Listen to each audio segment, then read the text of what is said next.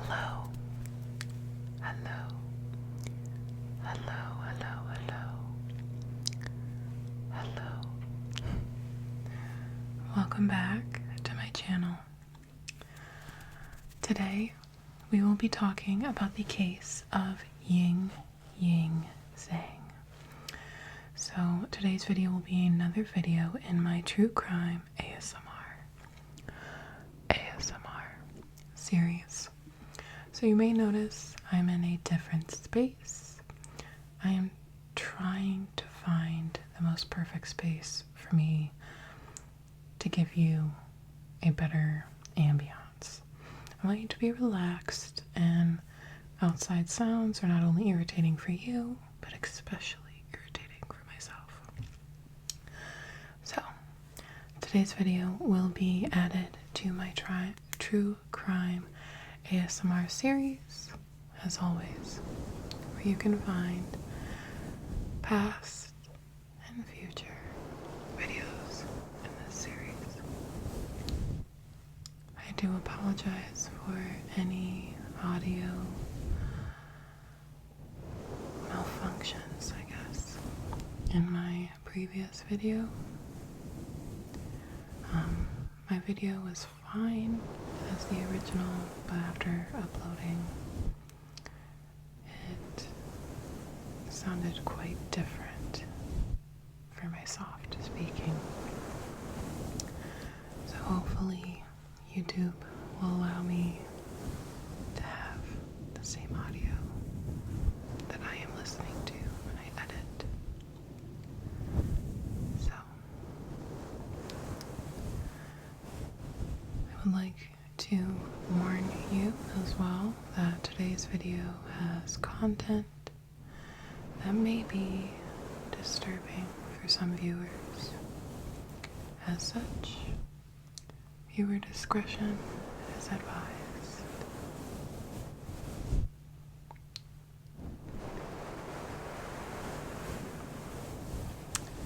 So, Yingying Zang was a visiting Chinese scholar at the University of Illinois in Urbana-Champaign. She was from the city Nanping and was the first person in her family to go to a university. Her father worked as a truck driver, and her mother was a homemaker. She also had a brother who was learning to be a cook at the time. At this time, Zhang was in a relationship with, and I apologize if I butcher some of these names, it's not my intention. So, Xiaolin Hao. That was her boyfriend at the time, and she had met him at Peking University. And they were planning to get married in 2017.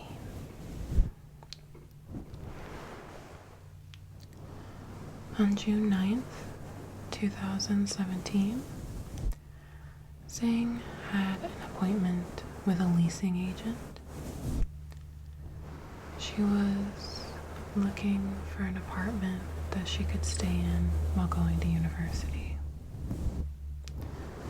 Around 1:52 p.m., video footage would spot her boarding and exiting a bus.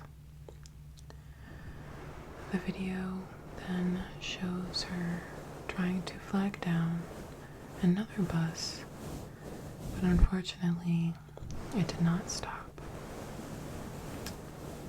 Zhang then walked to another bus stop in front of PBS radio and TV station. At this time, a black Saturn Astra passed her by and then eventually circled back to to where she was waiting, and this was around 2:03 p.m. Zang would text her leasing agent around this time, stating she would be arriving to meet with them around 2:10 p.m. The surveillance footage shows her talking to the driver of the Saturn Astra and then getting in his vehicle.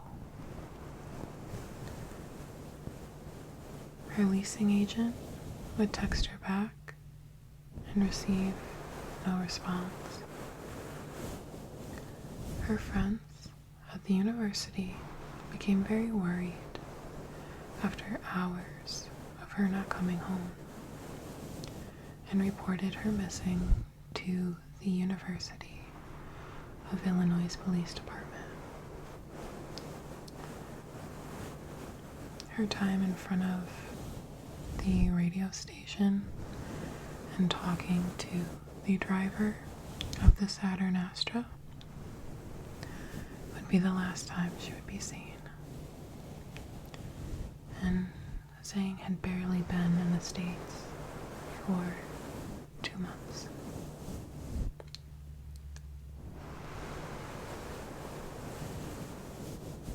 I love brushing sounds on this mic. I do, very much. So let's add one more brush.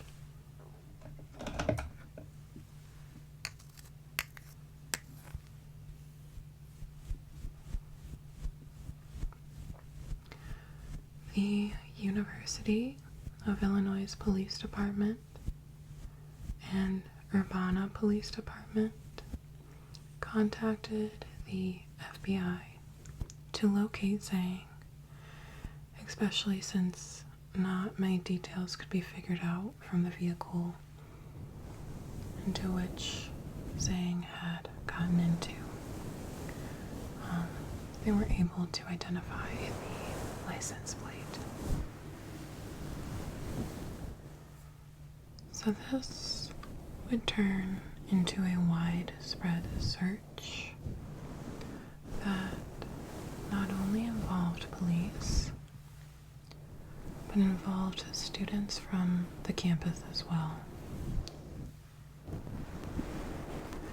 On June 17th, Zhang's father, aunt, and her boyfriend arrived in Champaign, Illinois, to further help with the search.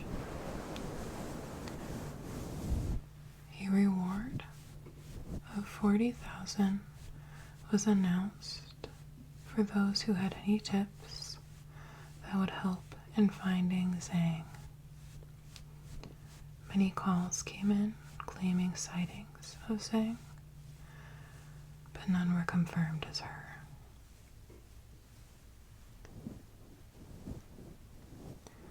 The police were unable to identify the license plate of the Saturn Astras, but it was a unique model, so they began to track down the vehicle itself. The vehicle had a cracked hubcap and unique sunroof.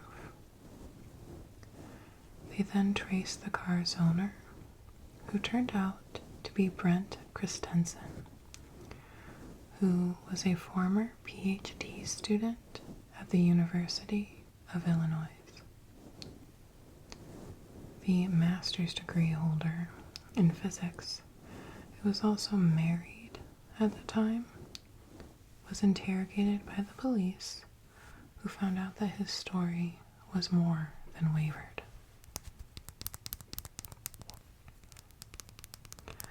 Brent claimed he picked up an Asian girl for a ride, and she would exit in a panic soon after. Police would then obtain a warrant to procure his car, cell phones, and other items. It was then found that Christensen not only was married, but also had a girlfriend as well, by the name of Tara Bulis. So FBI brought her in as well, and Tara would agree to cooperate with the FBI to wear a wire when she spoke to Christensen next. Now, Tara fully believed that, it's no big deal. I know my man. He is not a killer. This would not be him. So, she was not ready for the shocking details she would soon uncover.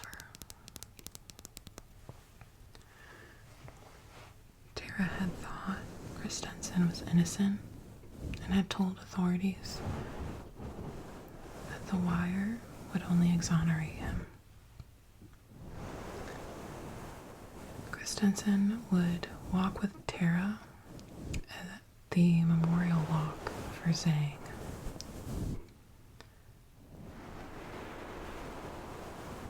He would then tell his girlfriend all of the information about the crime, everything.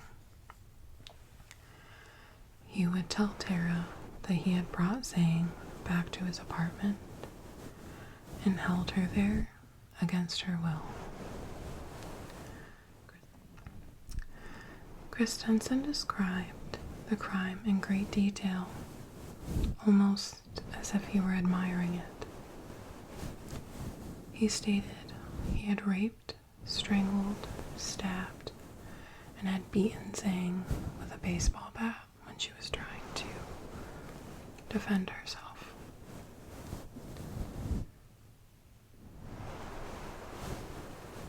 To dispose of the body, he had decapitated her and had cut her body into pieces and disposed of her in multiple locations. He would then proceed to brag about being a serial killer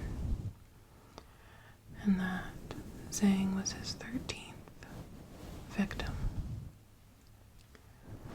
After his arrest, authorities attempted to verify this claim and found it untrue. On June 30th, the FBI arrested Christensen and charged him with kidnapping under the Title 18 U.S.C. Chapter 55, 1201 of federal law.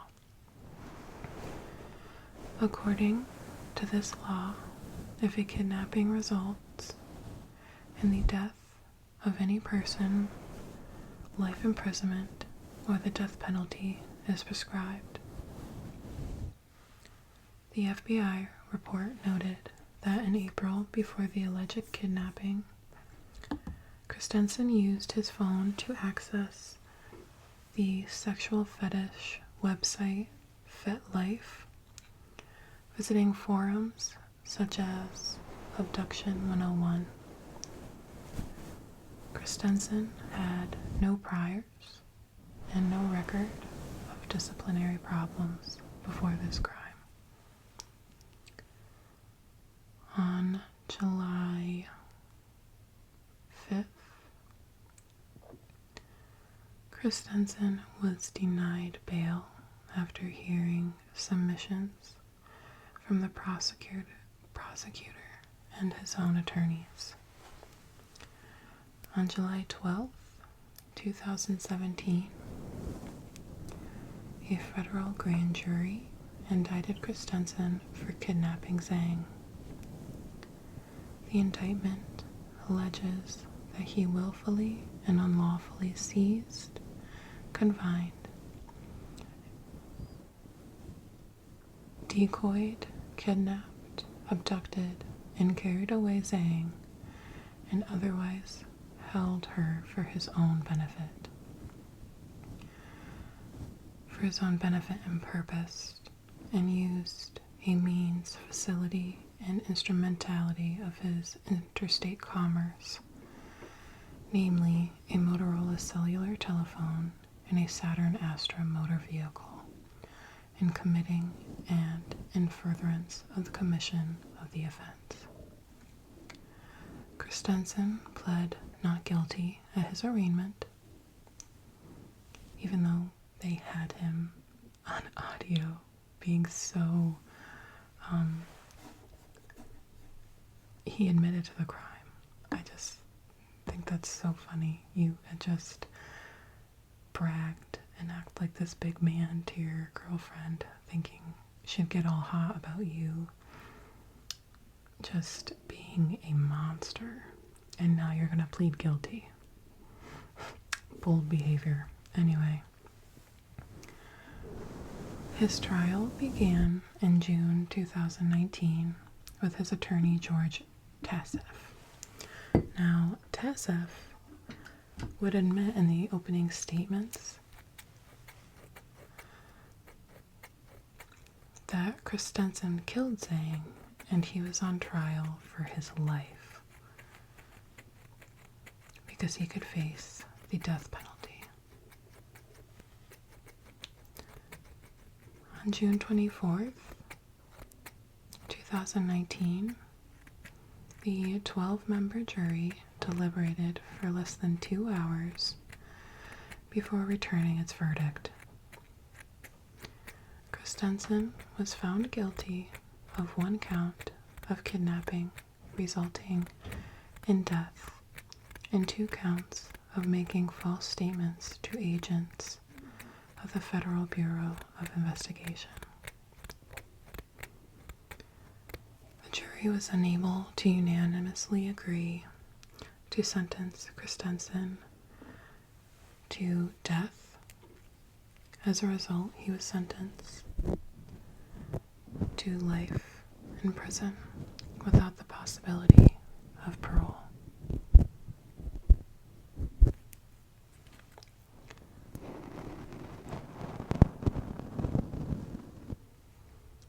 Following the trial, prosecutors revealed information about Zhang's remains that Christensen divulged through his attorneys in November 2018 under an immunity agreement. The day after he killed Zhang, he claimed he put Zhang's dismembered body in 3 separate garbage bags, which he then disposed of in the dumpster outside of his apartment. Over the next 2 days, he claimed he disposed of Zhang's personal belongings in various dumpsters in the Champaign-Urbana area. The dumpster in which Christensen placed Zhang's remains was emptied 3 days later, and the contents taken to a private landfill in Vermilion County, compacted at least twice, and spread over an area 50 yards wide, and subsequently buried under 30 feet of garbage.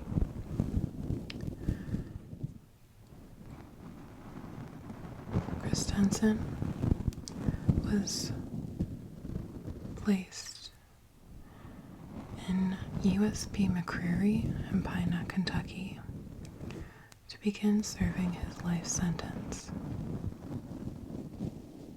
On October 11th, 2018, a memorial garden was dedicated in honor of Zhang at the corner of North Goodwin Avenue and West Clark Street.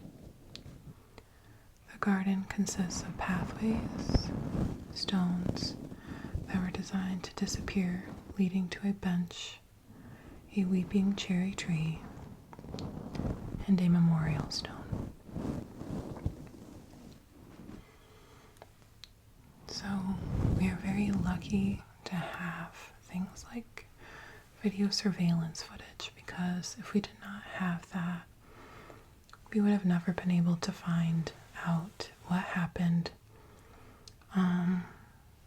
to this beautiful soul named Zhang. She was only here for barely 2 months, and I can't imagine how frustrating that was for her family, because it's already a big decision to come to a whole new country by yourself. She came here alone, so it's very sad. But that is today's video, and I hope you found it informative and relaxing. Thank you so much for watching. I appreciate you all for taking the time to hang out with me and to take this time for yourself, my beautiful friends. It is always good to take a few minutes and decompress for yourself.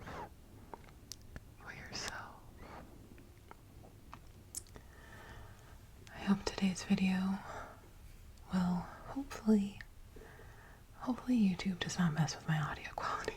I'm really hoping, so fingers crossed. It's very frustrating. I had uploaded my previous video twice and had adjusted the audio, and it still was coming in very crackly. So, fingers crossed. And again, thank you so much for watching. And please comment below your thoughts. I love hearing from you guys. I enjoy all of you who come for every video and let me know just what you think of the video and the tingles that you may get, which you will. I have no doubts that you will get tingles from this video. So